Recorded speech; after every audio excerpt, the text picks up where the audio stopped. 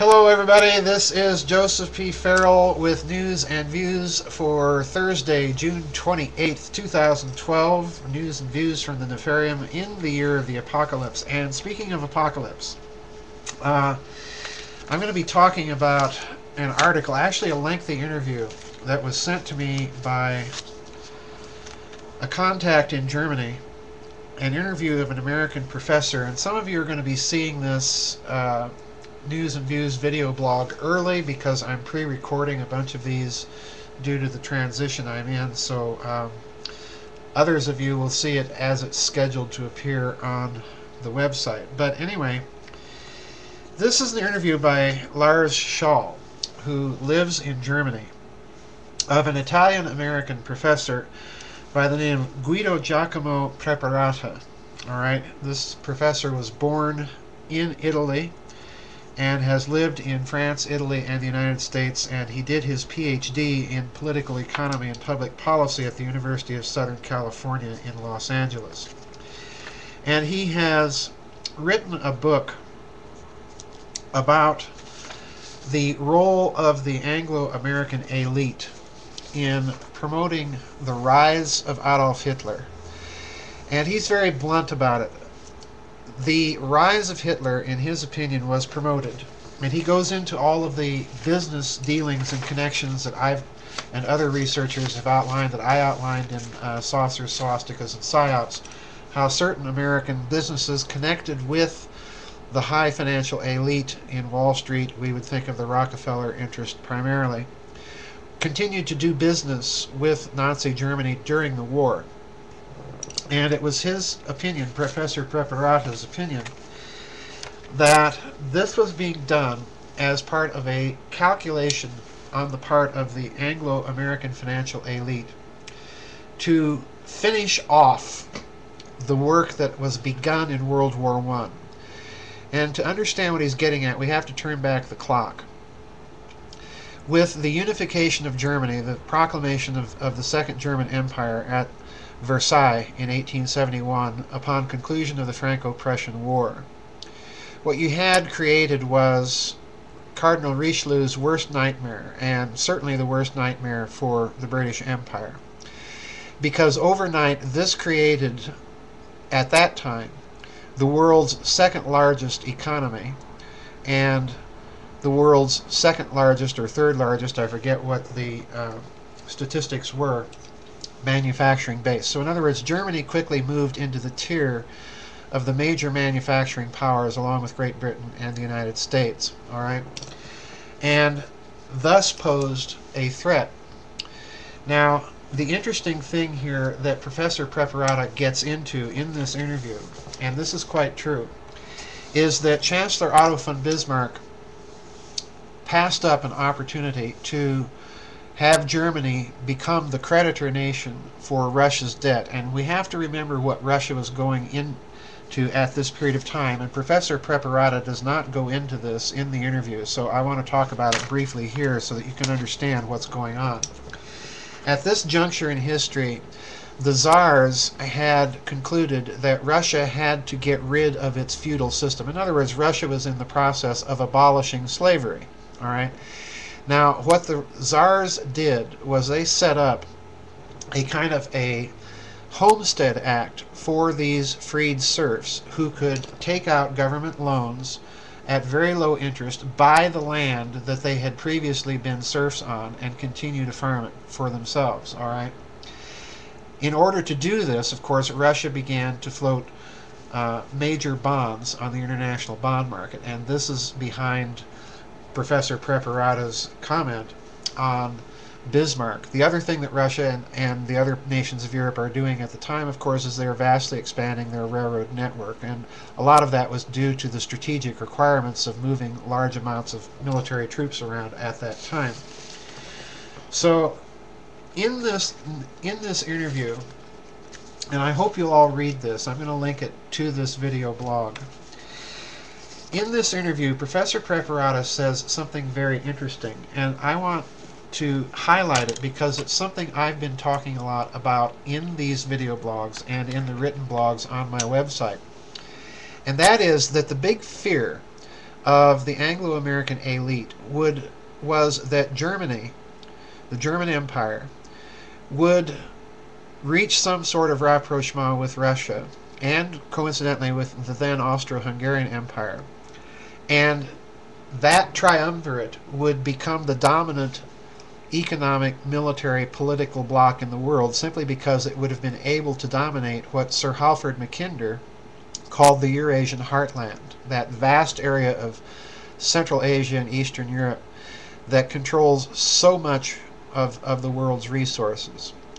Now, Dr. DeHart and I wrote about Sir Halford Mackinder and his thesis in Yahweh the Two-Faced God, so there are religious overtones to all of this as well.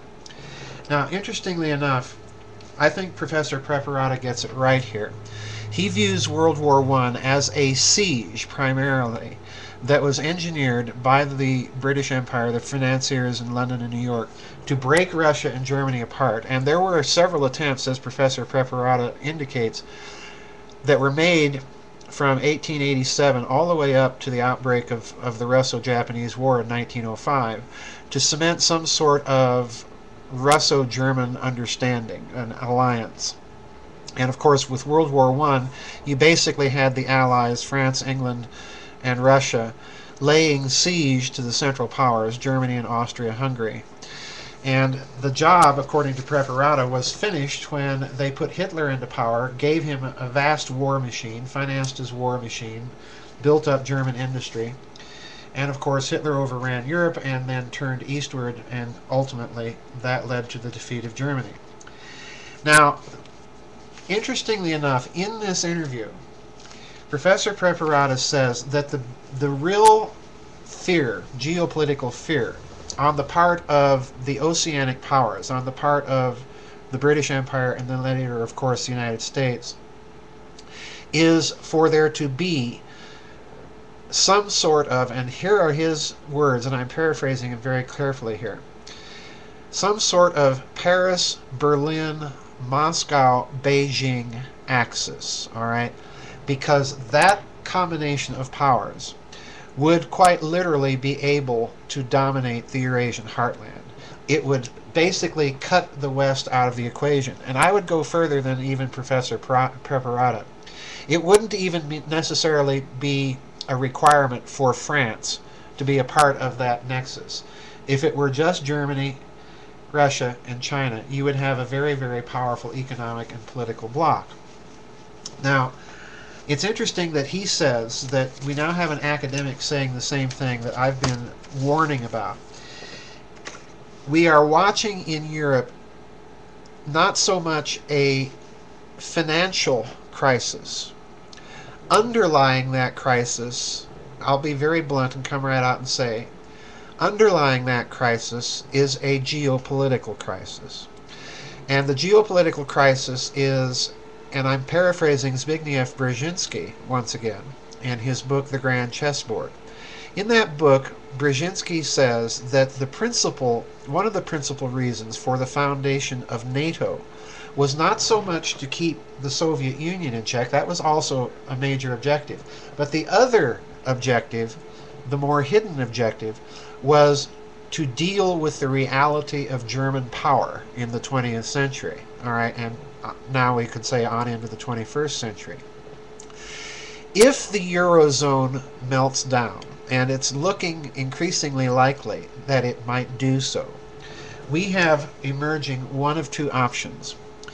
Germany, if it stays in the Eurozone, is going to become absolutely the dominant power in Europe, and the shots in the Eurozone are going to be primarily called by Berlin and the City of London, all right?